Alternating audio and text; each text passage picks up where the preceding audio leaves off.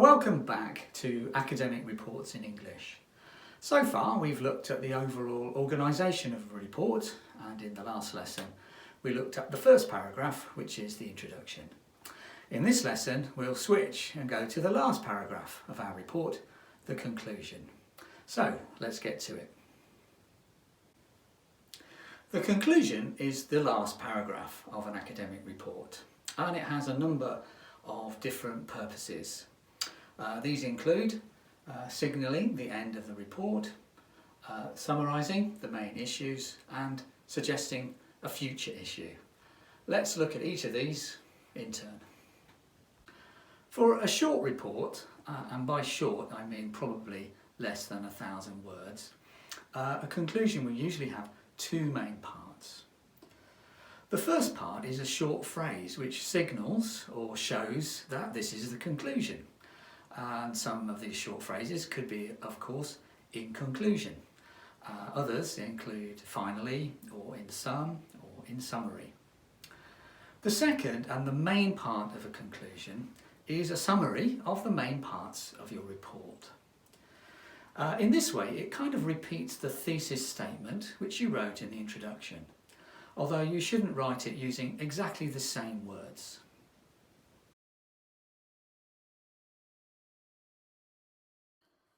I just want to add one point about the purpose of a conclusion. If you remember, I said that an academic report should not be a mystery. In a mystery story, the writer will keep certain important information secret from the reader. One of the joys of reading a mystery novel is to try and guess who is the bad guy, what crime will happen next, and so on. However, an academic report is not like a mystery.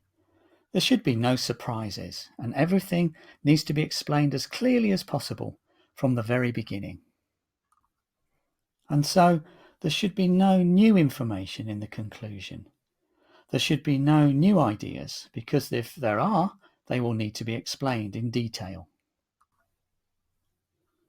At this point, there are two options for you.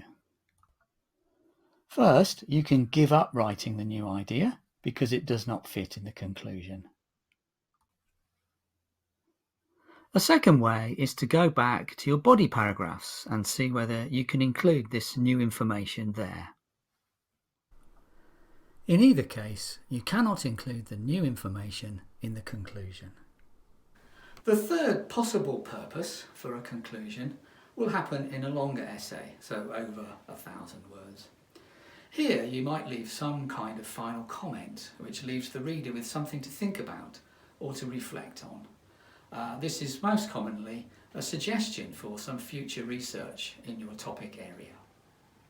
So in sum, if you have a good conclusion, readers can look at it and they can imagine each of the main points of your whole report.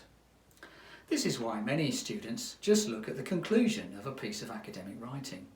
This will tell them all the important information that they need to know.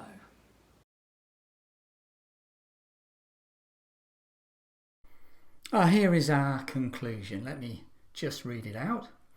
In conclusion, this report has argued that although collaboration is an important skill, there may be a number of barriers to prevent young people from developing it. It is suggested that these problems can be overcome through digital technology, educational practice, and collaborative leadership. So, just to give a couple of comments. First of all, the conclusion is signalled by the short phrase, in conclusion. The second part of the report is a summary of the main parts, and the key words are collaboration, important skill, barriers.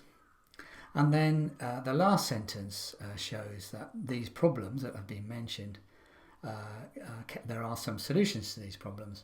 3 solutions, in fact: digital technology, educational practice, and collaborative leadership. So although this conclusion is short, it still gives a lot of information, and if you only read this conclusion, you could probably imagine most of the main points of the rest of the report. I said earlier that the conclusion is closely related to the introduction and in fact repeats much of what the introduction says. It's almost like a mirror in some ways. So let's compare the two. Here we have our introduction at the top and our conclusion at the bottom. And specifically inside the introduction we have the thesis statement. This report will focus on the reasons why collaboration is important, what the barriers to collaboration are, and some suggestions as to how people can learn to collaborate better. So there are three parts to this thesis statement, and let's see if they are mirrored in the conclusion. Okay, the first part will focus on the reasons why collaboration is important, and in the conclusion we say collaboration is an important skill. I think that's the first reflection. Secondly, what the barriers to collaboration are, and then this is a direct repeat. There may be a number of barriers to prevent young people from developing it. So that's our second repetition.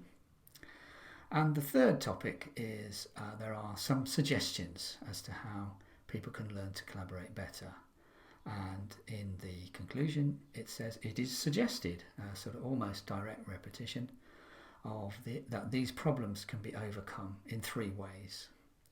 So I think you will agree that the thesis statement and the conclusion are very similar, although they don't use exactly the same language.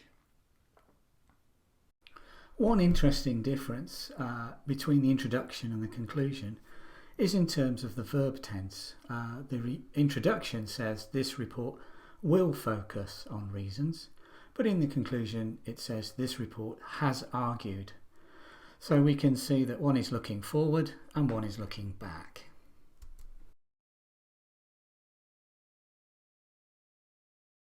In this lesson we've looked at writing a conclusion.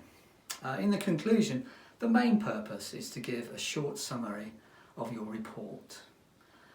Try and look at your own reports and check your conclusions. See if you use a phrase like in conclusion or in sum to signal that it's the final paragraph, and check whether you clearly do summarise the main points of your report. And please try to make sure there's no new information in that last paragraph.